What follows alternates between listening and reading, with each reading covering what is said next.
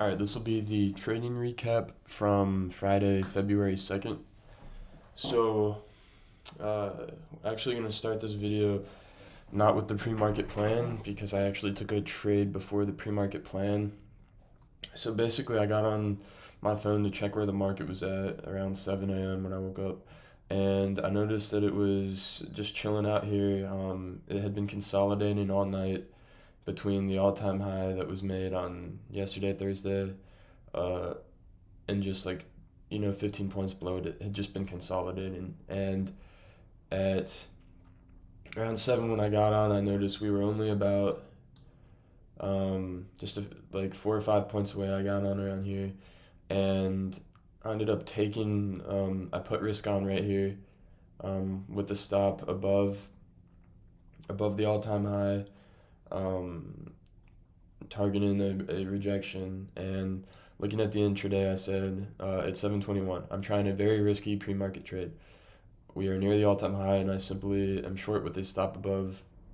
And the volatility is lower, so not a ton of confluence, just playing the level. So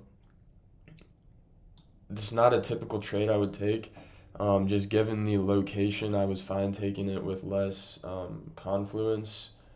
And I did see some selling. This is when I got in. There was some selling, but right after, some buying came in and tested the highs, and any one of these aggressive selling attempts could have got me in with a few points better entry.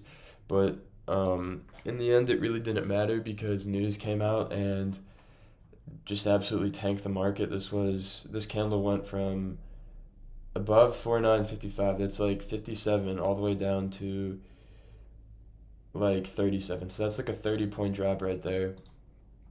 I got out at those two different levels, as you can see.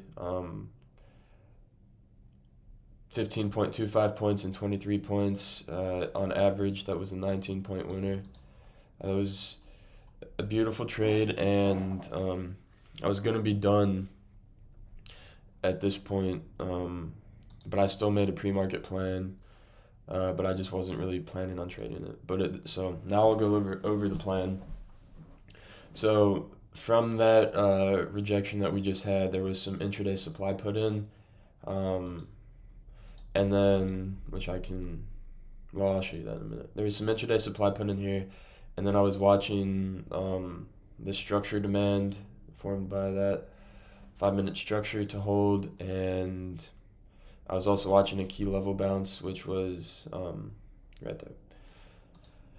So that's what I'm watching, and the market opens up at 9:30, right in that demand level that I'm watching, and I had told myself I wasn't going to trade, but this was such a clean setup. We make that low at 9:03 a.m. At 9:24, right before open, a higher low is made, and then on the open we retest, come down here to that 4930, but never make a new low. And I think either somewhere in there or somewhere in here that could have been a great entry. Really low risk, getting the demand bounce, but I let having that really good win deter me from wanting to put any more risk on, which is silly because I ended up doing, an hour into the market, I ended up taking 4 more trades. So it wouldn't, I didn't end up not trading anyway. And I just hurt myself. I could have gotten a nice rally. This went from 27 or 30 areas. Those are where the entry probably would have been, and then all the way up to the 4.5s. So room for a 10-point gain easily on that. But moving on to my next actual trade, so we'll talk about that. Actually, no, my next trade was bad. I saw that there was kind of this high of day level forming here, and then it rejected there, started rejecting here, and I said in the Discord, in my intraday tab, I said I'm looking for a break out of this level to peek its head into my intraday supply, which is right here. That's my intraday supply from this rally, or from this dump, I should say. which I'll show what it looked like on the tape in a minute. But I was looking for a failed break of this level to reject here. And on this candle, I decided that I saw some selling above this level and just got short when I had literally just said I was waiting for this supply to hit to get short. So I take this dumb 4 point loss within 1 minute, and that's just slightly aggravating because I take this dumb loss, but I was too scared to take a really good demand bounce at the open. There was some selling coming in, and you can see it got immediately bought up. It's a bad trade. Not. I just got to move on from it. But then right after stopping out of that, the initial move I was looking for happened as supply was hit, and okay, so now we'll look at what caused this supply. On that drop where I made money this morning at 8:30, price just swept, completely gapped down right here, and I was pretty much watching from 5.8 all the way down to like the 4.9 area for sellers to hold for a retest. And when it was retested on that move I was just talking about, you can see buying hit that level exactly, and then the immediate reaction was selling coming in. So that was enough for me to get a short off of that retest of this intraday supply right there. And I had like 6 points run up, and I didn't move stop to break even, but I did reduce my risk. I put it where, like right above where the strong selling had come in right here, and ended up stopping out for negative 0.27 on that. All right, moving on. After that, stopped out.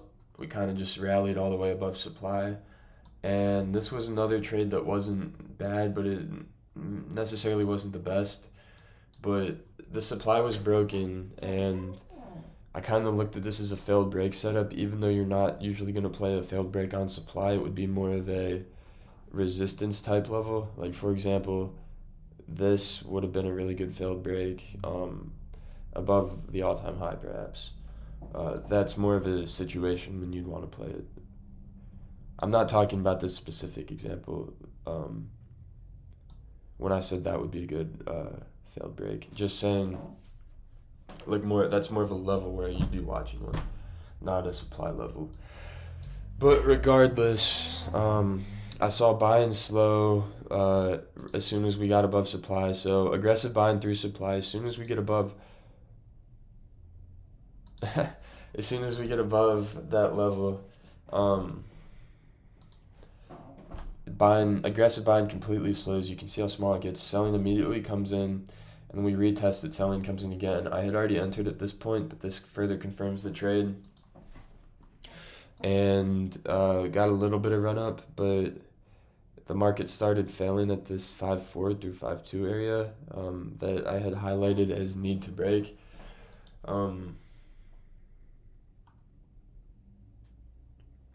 Yeah, let's see how it got in at 7.75. Yeah, I didn't really have enough run up on this to go break even at all. This trade was really, I was watching for this level to break for more downside continuation. All right, and then my last trade was pretty soon after that, and it was after I saw aggressive selling on this attempt, and then also this attempt failing in this 4.5 through 4.2 level.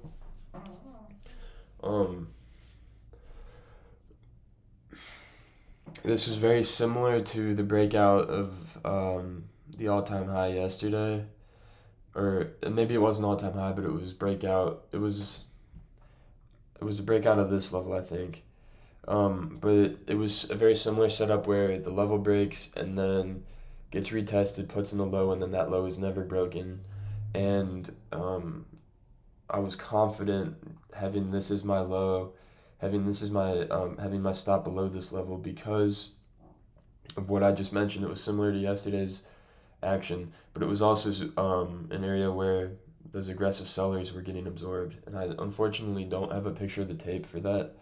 Um, but I do have a picture for the next part of this trade, which was key. And as we were approaching these highs of day, I was saying it was first it was key to break, obviously, because you don't want to have like a rejection right at the high of day. But I was also watching this 5-6 level, which held perfectly on all these attempts. And the reason I was watching that is because there was very there was a very this picture's not the best either, but there was very large passive sellers at this 5-6 level, and aggressive selling kept coming into this level, which it's kind of distorted because this buying was so strong it makes these look smaller, but aggressive selling kept failing at that level, getting absorbed, and then eventually aggressive buying broke out through the highs, and you can see where I exited.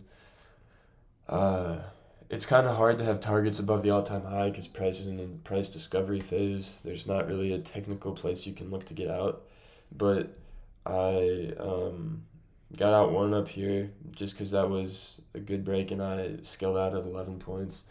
And then the other one I just said in the chat, I'm looking for 15 points plus on this. But then when this consolidation started happening and we started routing up towards the top part of it, I placed a stop under it because I didn't want to let the market come back under, because if it did, I thought aggressive sell-off could happen. Um, but then we ended up rallying, or no. On this rally, I ended up like pulling that back a little bit.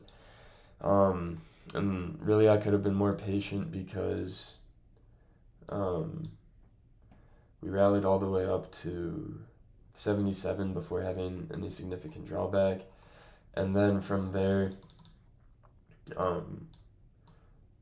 we rallied above, came back down into this all-time high level, and it held for a new all-time high. Where the market, and now it's kind of retracing, coming back down. But it's Friday, market's closed. Pretty good week. Good trades today. Got some volatility is definitely starting to picking up, and I'm doing a better job at holding trades longer. Still need to clean up on some stuff. My second trade today was poor. I had a bad trade yesterday. And I missed a lot of potential gains just on this demand bounce right here. Think of if I would have gotten in long here, maybe scaled out one here and then held it running. Now, obviously, I'm not saying that would have happened and I would have caught this whole move, but could have definitely caught at least a move into supply. So that's one thing I want to work on tomorrow or next week is not being afraid to lose profits, which hasn't been as big of an issue, but we saw it happen today. All right, peace.